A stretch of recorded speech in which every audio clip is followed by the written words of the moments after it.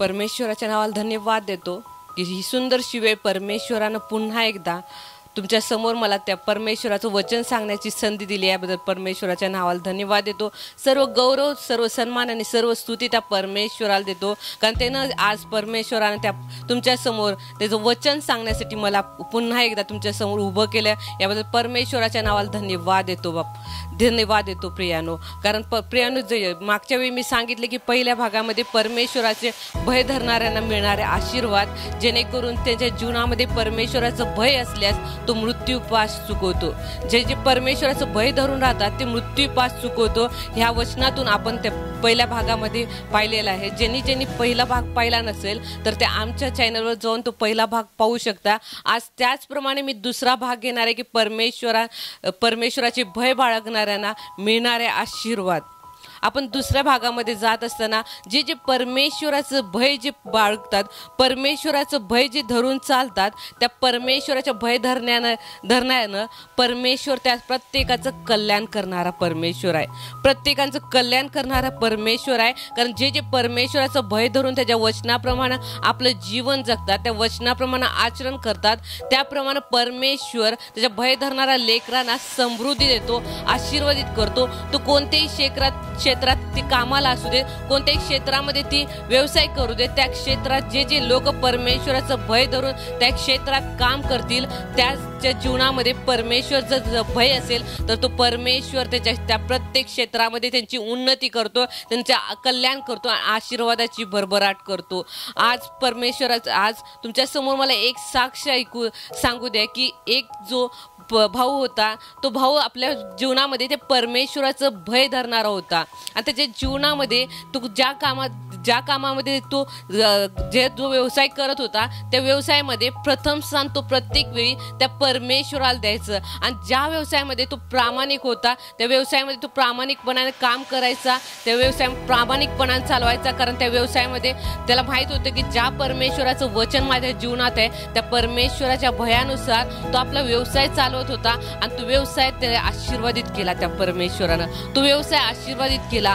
आज जर आम्ही म्हणत आहोत की आम्ही परमेश्वराचं भय जर तुमच्या जीवनामध्ये नसेल तर आमचा आज तुम्ही म्हणत असाल माझ्या प्रियानो, माझ्या बहीण भावानो की माझ्या व्यवसायात आज मला यश का नाही, आज माझ्या व्यवसायात मला यश का नाही, आज माझ्या कामावरती माझी बढती का होत नाही, मी इतकं काबाड कष्ट करतोय, इतकं व्यवसायात इतकं पैसा गुंतवला आहे तरी आज माझा 1 रुपयाचा देखील व्यवसाय होत नाही। आज इतकं मी कामामध्ये स्वतः कष्ट घेतोय तरी आज मला कामामध्ये त्या बढती नाही।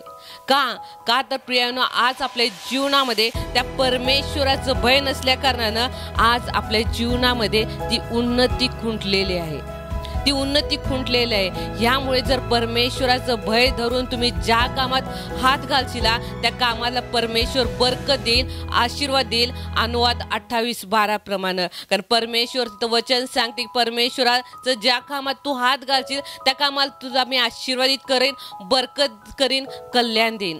आज आमच्या जीवनामध्ये तो आशीर्वाद परमेश्वराचा का नाही, आज आमच्या व्यवसायामध्ये ती उन्नती का नाही आहे? आज आम्ही इतर लोकांकडे पाहतो आणि आमच्या जीवनाकडे आम्ही पाहतो की आज जर मी परमेश्वराचं भय जर धरत नाही तर आज आमच्या जीवनामध्ये कधीही उन्नती होणार नाही, त्या व्यवसायामध्ये कधी बरकत होणार नाही। कारण स्तोत्रसंहिता 34:9 मध्ये सांगते की परमेश्वराचे प्रियजन हो, त्याचे भय धरा, कारण परमेश्वर भय धरणाऱ्यांना काही उणे पडत नाही। आज आमच्या जीवनामध्ये त्या परमेश्वराचं भय नसल्या कारणानं आमच्या जीवनामध्ये ती उणेपणा आहे, ती उणीव आहे की जी आमच्या व्यवसायामध्ये आम्हाला उन्नती मिळू शकत नाही, आमच्या कामामध्ये आम्हाला बढती मिळू शकत नाही। हेच कारण एकच की आम्ही त्या परमेश्वराचं भय आमच्या जीवनामध्ये राखत नाही।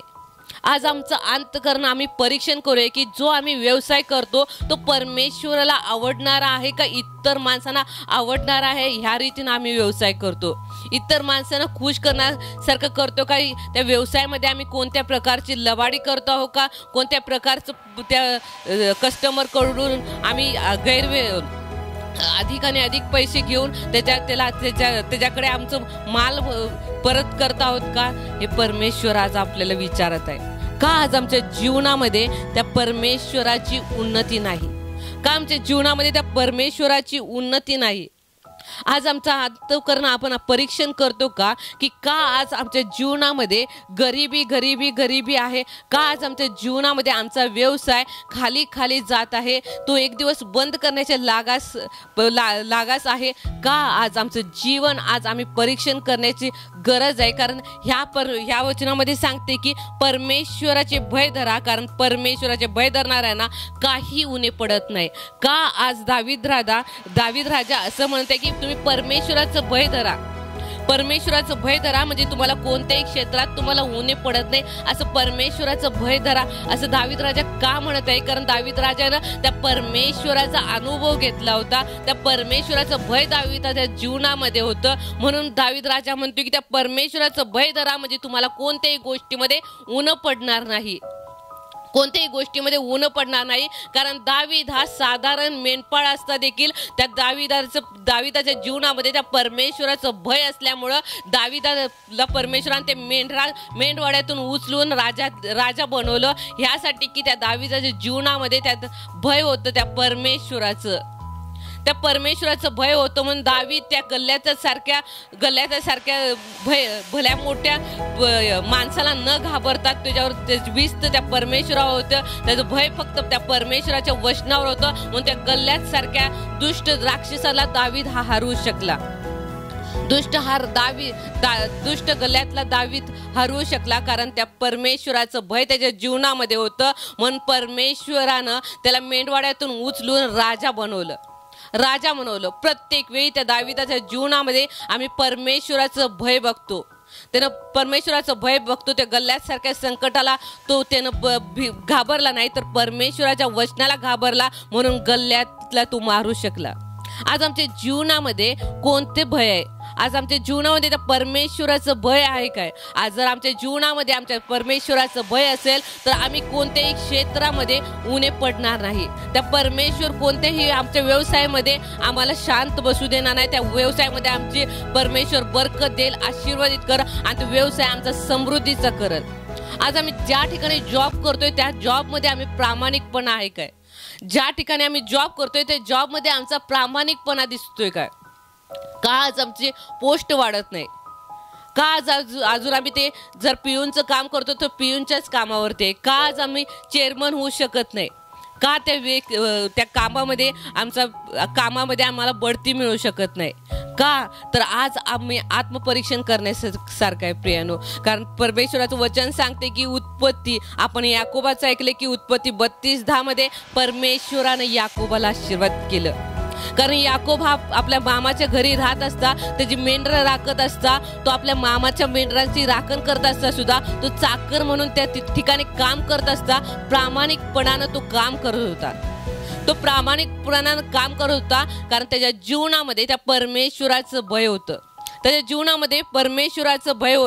कारण परमेश्वराचं वचन सांगते की उत्पत्ती 32:10 मध्ये याकोब म्हणते की तू करुणा व सत्यता दाखवून आपल्या दासासाठी जे काही केले आहे त्याला मी पात्र नाही. मी फक्त आपली काठी घेऊन ही यार्देन उतरून गेलो होतो आणि आता माझ्या 2 टोळ्या झाल्या आहेत. इतका समृद्धीचा आशीर्वाद परमेश्वरानं याकोबाच्या जीवनात का दिला? इतका समृद्धीचा आशीर्वाद त्या परमेश्वरानं याकोबाच्या जीवनात यासाठी दिला की त्यानं प्रामाणिकपणानं आपल्या मामाच्या घरी राहत असता सुद्धा प्रामाणिकपणानं त्याची चाकरी केली, प्रामाणिकपणे तो आपल्या मामाशी राहिला. आज आम्ही ज्या ठिकाणी काम करतो तिथं आमचा प्रामाणिकपणा आहे काय? आमचा प्रामाणिकपणा दिसून येतोय काय? काच आमचा प्रामाणिकपणा दिसून येत नाही? का आमचा प्रामाणिकपणा तिथल्या साहेबांना दिसून येत नाही, तिथल्या लोकांना दिसून येत नाही? कारण आमच्या जीवनामध्ये परमेश्वराचं भय नाही.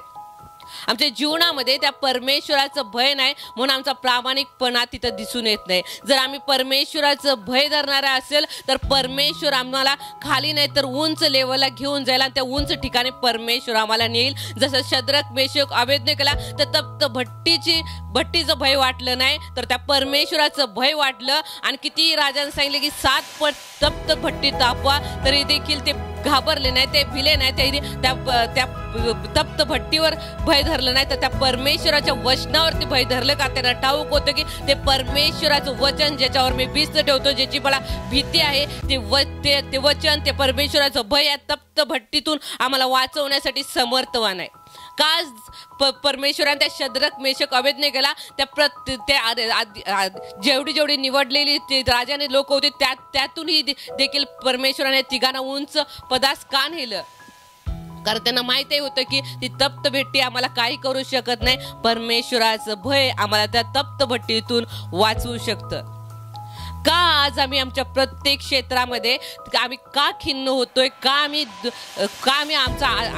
आमच्या जीवनामध्ये दुःख येते? का आमच्या जीवनामध्ये निराशा येते? याचं कारण की आमच्या जीवनामध्ये त्या परमेश्वराचं भय नाही.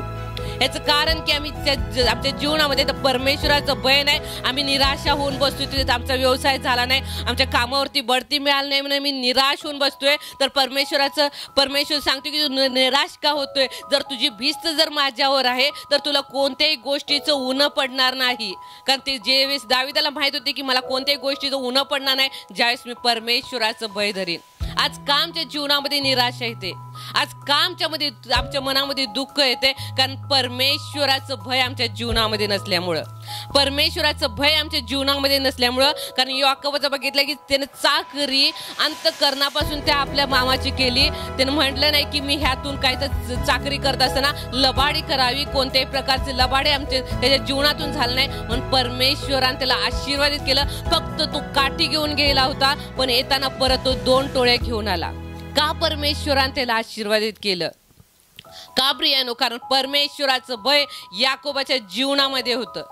परमेश्वराचं भय याकोबाच्या जीवनामध्ये होतं. म्हणून याकोबाला परमेश्वरानं आशीर्वादित केलं.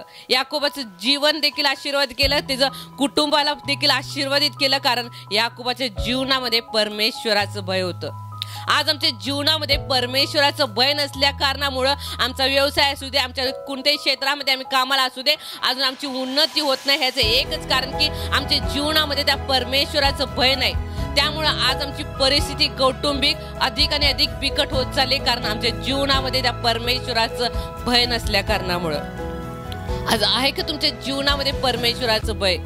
आज आहे का तुमचं याकोबासारखं अंतःकरणापासून सेवा करताय? तुम्ही ज्या कामामध्ये तुम्ही काम करताय तिथं प्रामाणिकपणा तुमचा आहे काय? जर तुम्ही प्रामाणिकपणाने तुम्ही काम केला तर परमेश्वर तुम्हाला त्या कामामध्ये बढती देणार आणि प्रत्येक गोष्टीची तुमची गरज परमेश्वर पूर्ण करणार. फक्त एवढंच करायचं की आम्हाला त्या परमेश्वराचं भय धरायचं आहे. त्या परमेश्वराचं भय धरायचं आहे. तिथं आपण पुढं वचन वाचलं की उत्पत्ती 26:12 मध्ये आपण इसाकाचं उदाहरण पाहू शकतो. प्रियानो, ज्यावेळेस दुष्काळ पडला होता त्यावेळेस इसाक तो देश सोडून दुसऱ्या देशाकडे जात होता. त्यावेळेस परमेश्वर त्याला म्हणला की तू आपला देश सोडून त्या दुसऱ्या देशात जाऊ नको. ज्या देशात दुष्काळ पडलाय त्याच देशामध्ये तुला मी आशीर्वादित करीन. हा परमेश्वराचा शब्द इसाकाने पाळला. आज परमेश्वर म्हणतोय ज्या ठिकाणी तू व्यवसाय करताय, ज्या कामामध्ये तू हात घालशील त्या ठिकाणी मी तुला बरकत देईन. तो विश्वास आम्ही ते परमेश्वरानं दिलेल्या वचनानुसार तो विश्वास आम्ही धरतोय का? आज का विश्वास आमचा डळमळतोय? का आमचा विश्वास तो दूर होते की परमेश्वरानं सांगितले की तू विश्वास ठेवशील, तू माझ्या वचनाचं भय धरशील तर मी ज्या ठिकाणी त्या ठिकाणी तुला आशीर्वादित करेन. ज्यावेळेस इसाकाला सांगितले तू दुष्काळ पडलाय ना, तू सोडून जाऊ नको. आणि हा शब्द इसाकानं ऐकला. हा परमेश्वराचा शब्द इसाकानं ऐकला. आज आम्ही त्या परमेश्वराची वाणी ऐकतोय का? आज परमेश्वराची वाणी ऐकतोय काय? का आज आम्ही स्वतःच्या मनानं चालतोय? जर आज तुम्ही स्वतःच्या मनानं जर तुम्ही व्यवसाय करत असाल, कोणत्याही क्षेत्रामध्ये काम करत असाल तर त्या कामामध्ये तुम्हाला कधीही यश मिळणार नाही. कारण तुम्ही त्या परमेश्वराच्या भयानुसार चालत नाही तर स्वतःच्या मनानुसार चालतात. स्वतःच्या इच्छा पूर्ण करण्यासाठी चालता. पण परमेश्वराचं वचन सांगते की परमेश्वराचं भय धरा म्हणजे तुम्हाला काही उणे पडणार नाही. कारण परमेश्वराचं वचन सांगते की उत्पत्ती 26:12 मध्ये इसाकाने त्या देशात धान्याची पेरणी केली आणि त्याला त्याच वर्षी 100 पट पीक मिळाले आणि परमेश्वराने त्याचे कल्याण केले. बघा प्रियानो, जेव्हा आम्ही त्या परमेश्वराच्या वचनावरती भय धरून त्या वचनाप्रमाणे आम्ही जीवन जगतो त्यावेळेस परमेश्वर आम्ही ज्या क्षेत्रामध्ये हात घालेन त्याच क्षेत्रामध्ये परमेश्वर आम्हाला 100% आशीर्वादित करणार. 100% आशीर्वादित करणार, का त्या परमेश्वर आशीर्वाद घेऊन बसलेला आहे. फक्त आम्हीच तो आशीर्वाद स्वीकारण्यासाठी तयार होत नाही, कारण आम्ही आमच्या स्वतःच्या इच्छेने चालतो. आज आम्हीच तो आशीर्वाद स्वीकारू शकत नाही, कारण आम्ही स्वतःच्या इच्छेने चालतोय. म्हणून ते परमेश्वराचा आशीर्वाद आमच्यापर्यंत येऊ शकत नाही. कारण काही वेळा आम्ही त्या वचनापासून माघारी जातो, त्या वचना परमेश्वराच्या भयापासून आम्ही दूर जातो. ह्या कारणानं तो जो परमेश्वरानं आशीर्वाद दिलेला तो आम्ही टिकवून ठेवत नाही. आज इसाकानं त्या परमेश्वराला सांगितलेला शब्द ऐकला, तो त्या दुष्काळ देशातच राहिला. त्या दुष्काळ भूमीला देखील परमेश्वरानं आशीर्वाद केला आणि ज्या ठिकाणी त्यानं बी पेरलं त्या दुष्काळामध्ये ते 100% पीक उगवून आलं. का प्रियनो, आज आमचा विश्वास डळमळत आहे? का आज आम्ही परमेश्वराचं भय धरत नाही? का आज आमचा विश्वास डळमळत आहे? का आम्ही परमेश्वराचं भय धरत नाही? कारण तो परमेश्वर सर्व क्षेत्रामध्ये आम्हाला उन्नती करणारा, आम्हाला कल्याण करणारा परमेश्वर आहे.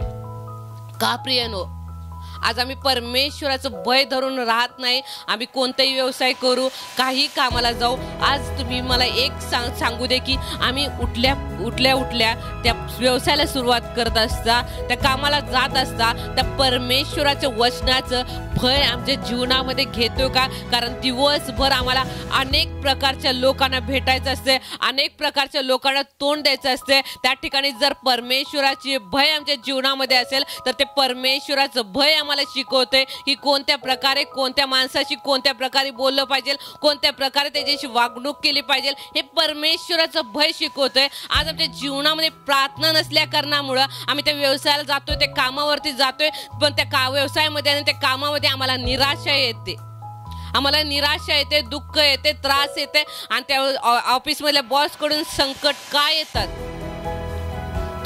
कारण परमेश्वराचं भय आमच्या जीवनामध्ये नसल्या कारणानं. आज का मी परमेश्वराचं भय धरत नाही? का आज आम्ही परमेश्वराच्या वचनाप्रमाणे जीवन जगत नाही? जसं परमेश्वराने इसाकाला सांगितलं की दुष्काळात तू बी पेर, त्या विश्वासानं, त्या भयानं, त्या परमेश्वराच्या वचनाच्या भयानं त्याने बी पेरलं आणि त्या ठिकाणी त्याला 100% पीक आलं. तोच इसाकाचा देव, तोच आमचा देव आहे. त्या इसाकाने ज्या देवाचं भय धरलं तोच आमचा भय धरणारा आमचा जीवन परमेश्वर आहे. तर आम्ही आज त्या परमेश्वराचं भय का धरू शकत नाही? का धरू शकत नाही? ह्याचा दोष परमेश्वराला आम्ही देऊ शकत नाही, ह्याचा दोष आम्ही स्वतःला देऊया. कारण आम्ही परमेश्वराचं भय धरलं नसल्या कारणानं आमच्या जीवनामध्ये कोणत्याही प्रकारची उन्नती नाही, कोणत्याही प्रकारची उन्नती नाही. आमच्या कौटुंबिक जीवनामध्ये असेल, आम्ही कुठेही एज्युकेशन घेत असेल किंवा आम्ही कोणत्याही कामामध्ये काम करत असेल किंवा कोणत्याही प्रकारचा आमचा व्यवसाय असेल, कारण परमेश्वरानं अभिवचन दिले की अनुवाद 28:12 प्रमाणे ज्या कामात तो हात घालશે त्या कामाला मी बरकत देईन. तर परमेश्वर ते वचन पूर्ण करणारा परमेश्वर आहे. जे कोण त्याचं भय धरतात त्याच्या जीवनामध्ये त्या परमेश्वराचं वचन कार्य करते. का आज आमच्या जीवनामध्ये परमेश्वराचं वचन कार्य करत नाही? कारण आम्ही त्या वचनावरती पूर्णपणे भय धरून राहत नाही. तर परमेश्वराच्या भयामध्ये आम्ही नसल्या कारणानं आम्ही त्या वचनालाचा स्वीकार करू शकत नाही. म्हणून आज परमेश्वराचं वचन सांगतं की माझे भय धरा, कारण परमेश्वराचे भय धरणाऱ्यांना काही उणे पडत नाही. आम्ही जर एस्तरच्या पुस्तकातून पाहिलं की 3रा अध्यायामध्ये ज्यावेळेस मर्दखय हा कारभारी होता, म्हणजे खालच्या ह्याच्यामध्ये होता. आणि इथं हमानाला मी बघतो की हमान हा त्याच्या समोरून जात असता प्रत्येक जे सैनिक असतात त्याला मुजरा करतात, पण हमान हा मुजरा करत नसतो.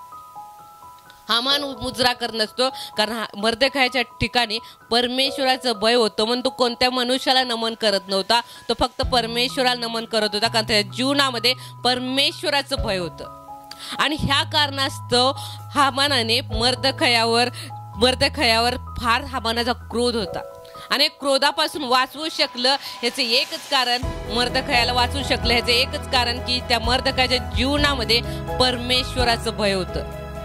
परमेश्वराचं भय असल्या कारणामुळं त्या परमेश्वराचं भय होतं, म्हणून परमेश्वराचं भय असल्या कारणामुळं मर्दखयाला जो राजा असतोय तो बढती देतो, जो अहश्वेरोश राजा असतोय तो बढती देतोय आणि ते परमेश्वर त्याचं मर्दखयाचं कल्याण करतो.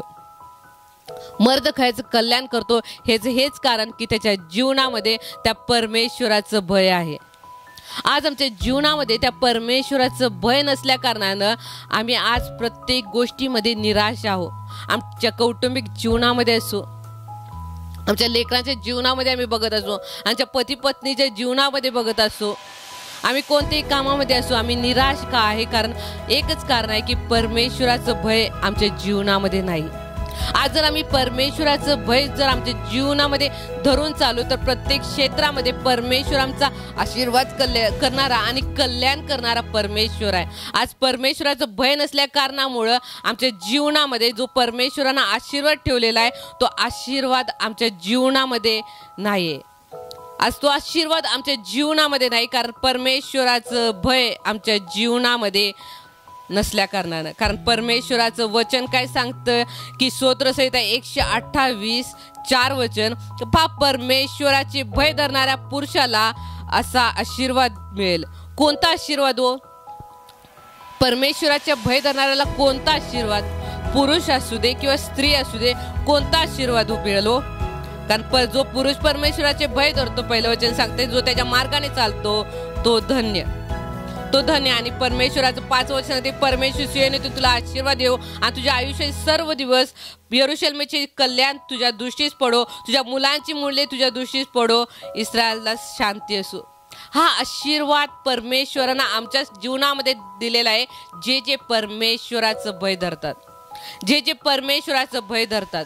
आज प्रियानो, आमच्या अंतःकरणापासून आम्ही त्या परमेश्वराचं भय धरतो का हे आम्ही परीक्षण करूया की खरोखर आज आम्ही परमेश्वराचं भय धरतो काय, त्याच्या वचनाप्रमाणे मी जीवन जगत आहोत काय. आज तुम्ही निराशामध्ये, आज तुम्ही दुःखामध्ये, का माझ्या जीवनामध्ये यश नाही, का आज मी ज्या कामात हात घाल त्या कामात यश नाही, तर ह्याचं कारण आम्ही स्वतः आहोत. ह्याचं कारण आम्ही स्वतः आहेत की त्या परमेश्वराच्या वचनावरती आमची भिस्त नाही, त्या परमेश्वराच्या वचनाचा आम्ही भय धरत नाही, त्या परमेश्वराच्या वचनाचं भय धरत नाही. कारण आम्ही दानियेलचं उदाहरण पाहत असता दानियेलच्या 6व्या अध्यायामध्ये पाहतोय की दानियेला त्या सिंहाच्या गुहेचं भय नव्हतं, तर दानियेला त्या परमेश्वराचं भय होतं. दानियेला त्या परमेश्वराचं भय होतं म्हणून दानियेल त्या सिंहाच्या गुहेला घाबरला नाही. दानियेल त्या सिंहाच्या गुहेला घाबरला नाही. कारण परमेश्वराचं वचन सांगते नीतिसूत्र 19:23 की परमेश्वराचे भय जीवन प्राप्तीचा मार्ग होय, जो ते धरतो तो सुखाने नांदतो, त्याचे वाईट होणार नाही.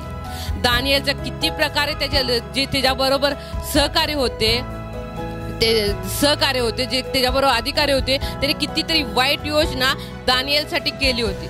त्याचं वाईट व्हावं यासाठी त्यांनी कितीतरी प्रयत्न केलं होतं, तरी देखील परमेश्वराचं भय दानियेलच्या ठिकाणी भय त्याच्या जीवनामध्ये असल्या कारणामुळं दानियेल कोणत्याही गोष्टीला घाबरला नाही. दानियेल एकाच गोष्टीला घाबरला, ते म्हणजे परमेश्वराचं भय. हेच त्याच्या जीवनामध्ये होतं म्हणून दानियेलला ह्या जगातील कोणत्याही गोष्टीचं भय नव्हतं. आज जर आम्ही परमेश्वराचं भय धरत आहोत तर आमच्या जीवनामध्ये ह्या जगातील कोणत्याही गोष्टीचं आम्हाला भय राहणार नाही. आम्ही कोणतेही हातामध्ये काम घेऊ, ते कामाला आम्हाला यश आणि बरकत देणारा परमेश्वर आहे. आम्ही कोणत्याही क्षेत्रामध्ये जाऊ, त्या क्षेत्रामध्ये आम्हाला बढती देणारा परमेश्वर आहे. कारण परमेश्वराचं वचन सांगते की तुला आम्ही खाली नाही तर उंच ठेवीन, उंच पदावर ठेवीन. आणि आम्ही पाहत आहोत की जे परमेश्वराचं भय धरून राहिले, जे परमेश्वराच्या भयानुसार जीवन जगले, जे परमेश्वराच्या वचनानुसार जीवन जगले, त्यांना परमेश्वरानं एखाद्या दाविदासारखं मेंढवाड्यातून राजाच्या पंक्तीस बनवलं. दानियेल असू दे, शद्रक मेशक अबेदnego असू, जे गुलाम म्हणून आले होते, तर परमेश्वरानं त्याचा हुद्दा वाढवला. का?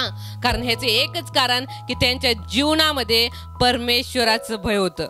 त्यांच्या जीवनामध्ये परमेश्वराचं भय होतं. इसाकाच्या जीवनामध्ये परमेश्वराचं भय होतं म्हणून परमेश्वराने ज्या गोष्टीत तो हात घालल त्या गोष्टीत परमेश्वराने त्याला यश दिलं.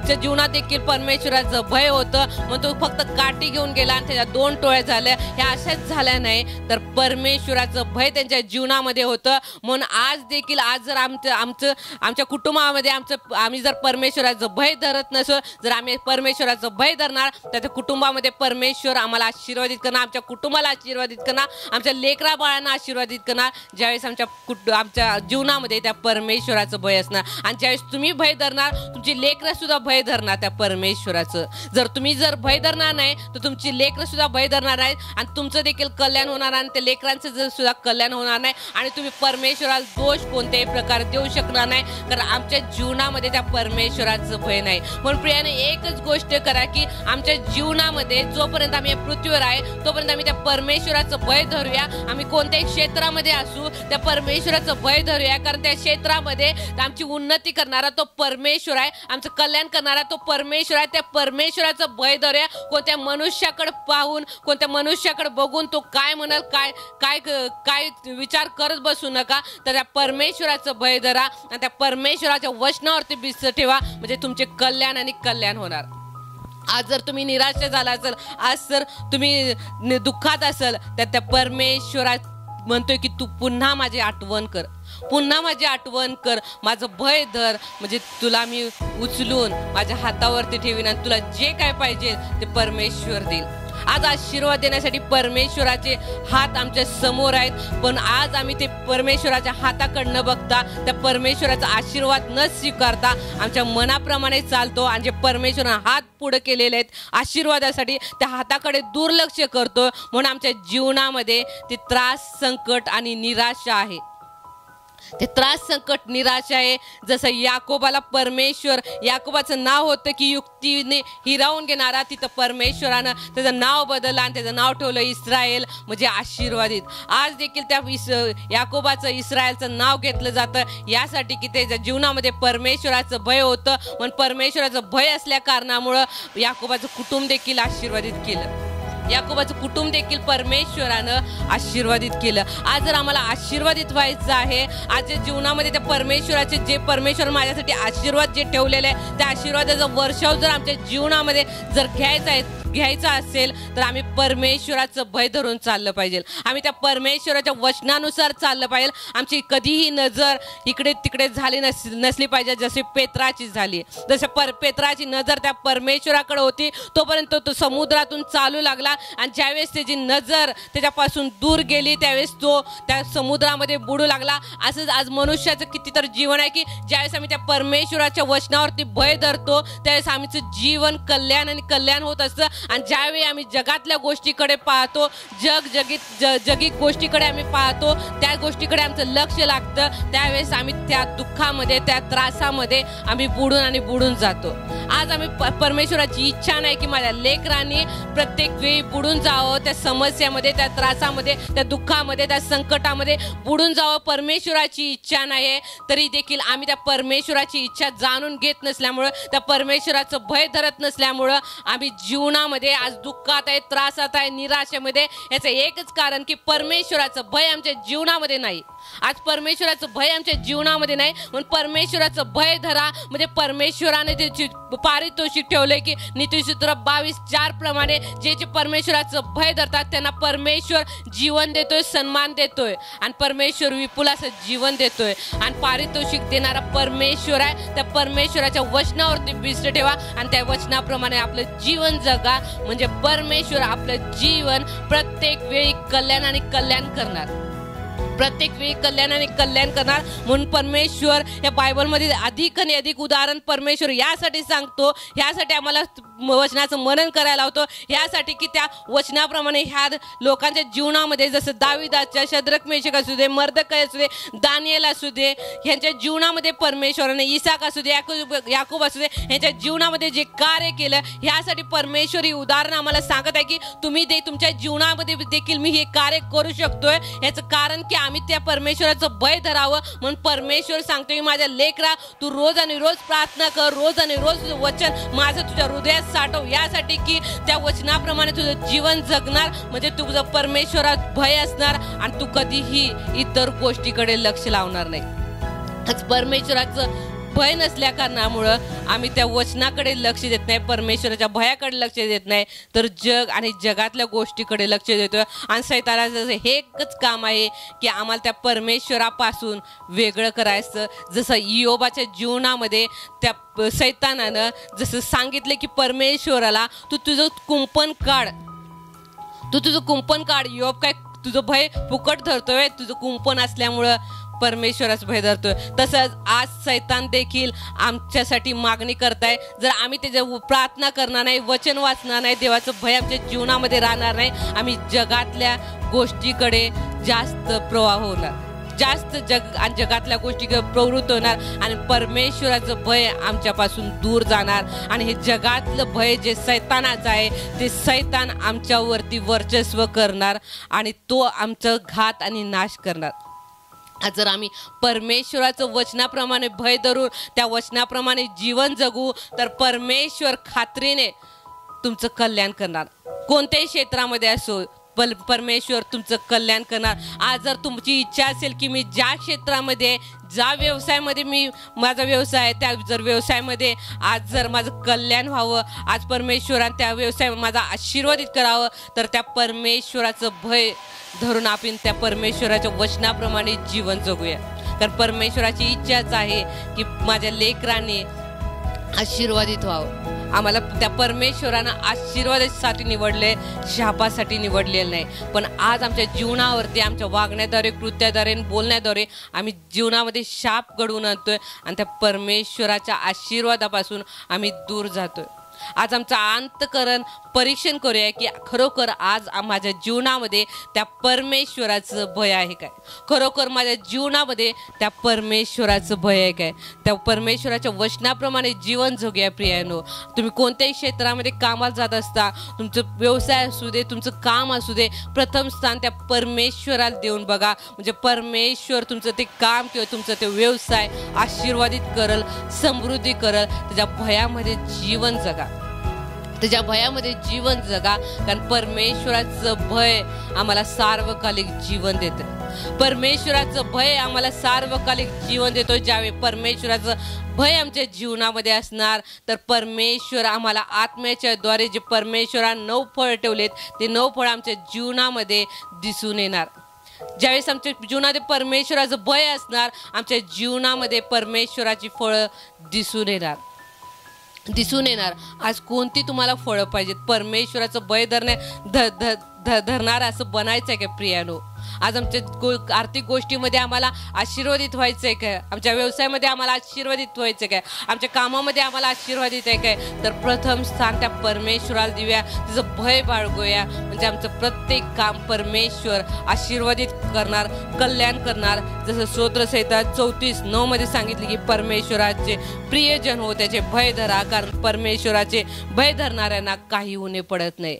आज जर खरोखर अंतःकरणापासून तुम्ही म्हणत आहे की होय परमेश्वरा, आजपासून मी तुझं भय धरणार, आजपासून मी तुझ्या वचनामध्ये वाढणार, आजपासून तुझ्या वचनाप्रमाणे माझं जीवन मी जगणार, तर परमेश्वर खात्रीने तुमचं कल्याण करणार, तुमच्या मुलाबाळांचं कल्याण करणार, तुमच्या संपूर्ण घराचं कल्याण करणार, तुमच्या संपूर्ण कुटुंबाचं आज परमेश्वर कल्याण करणार. आणि तुमचं कल्याण पाहून इतर लोक त्या परमेश्वराचं गौरव करणार, इतर लोक त्या परमेश्वराचं गौरव करणार. म्हणून आपल्या अंतःकरणाचं परीक्षण करूया की खरोखर आज मी परमेश्वराच्या वचनाप्रमाणे जीवन जगण्यासाठी परमेश्वर तुम्हाला आणि मला सहाय्य करू. या प्रियानं आपण जिथे कुठे असं आमचं नेत्र बंद करूया आणि त्या परमेश्वराला धन्यवाद देऊया आणि त्या परमेश्वराची कृपा, त्याची दया आमच्या जीवनावरती घेऊया. धन्यवाद देतो, आभार मानतो परमेश्वरा, तुझं नाव उंच करतो परमेश्वरा. होय परमेश्वरा, तुझं भय धरण्यामुळे परमेश्वरा तू आमच्या जीवनामध्ये आशीर्वादित करणारा, आमचं कल्याण करणारा परमेश्वर तू आहेस बापा. होय बापा, तुझ्या वचनाप्रमाणे प्रत्येकाला जीवन परमेश्वर वचनाप्रमाणे जीवन जगणाऱ्या प्रत्येकाला बनवा परमेश्वरा. प्रत्येकाला परमेश्वर तुझ्या वचनाप्रमाणे जीवन जगण्यासाठी, प्रत्येकाला आचरण करण्यासाठी बापा सहाय्याने मदत करा बापा. जे काही वचन बापा पेरले बापा ते 100% पीक येऊ दे परमेश्वरा, यासाठी सहाय्याने मदत करा बापा. जे बापा तुझी लेकरं बापा ज्या कामामध्ये कामामध्ये हात घालतील बाप्पा, त्या कामामध्ये त्यांना 100% यश येऊ दे बाप्पा परमेश्वरा. तुझ्या भयामध्ये अधिकाने अधिक वाढू दे बाप्पा. यासाठी कृपा त्यांना प्रत्येकाला पुरवा बाप्पा. प्रार्थनेला बसण्यासाठी बाप्पा, तुझ्याकडून सहाय्य मागण्यासाठी बाप्पा, तुझ्या वचनाचं रोज रोज मनन करण्यासाठी बाप्पा, प्रत्येकाला सहाय्याने मदत करा बाप्पा. प्रत्येक लेकरांचं जीवन, प्रत्येक माझ्या बहीण भावाचं जीवन, प्रत्येक लहान तुराचं जीवन बाप्पा तुझ्या हातामध्ये देत आहे परमेश्वरा. तुझ्या हातामध्ये देत आहे. प्रत्येक वचन हिरावून करण्याचं सैतानी बंधन आम्ही येशूच्या नावामध्ये मोडून टाकत आहे बाप्पा. जे बी पेरले बाप्पा ते 100% पीक येऊ दे बाप्पा. यासाठी प्रार्थना विनंती करताय बाप्पा. आणि प्रत्येकाला तुझ्या भयामध्ये बांधून ठेवा बाप्पा. यासाठी सहाय्याने मदत करा. सर्व गौरव तुम्हाला देऊन येशूच्या नावात मागते पित्या. आमेन आमेन आमेन. धन्यवाद या सुंदरशा वचनाबद्दल.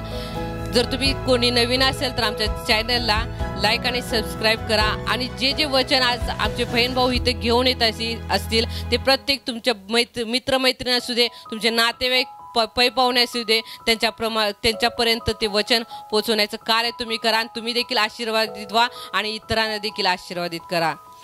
प्रेज लॉर्ड सर्वांना.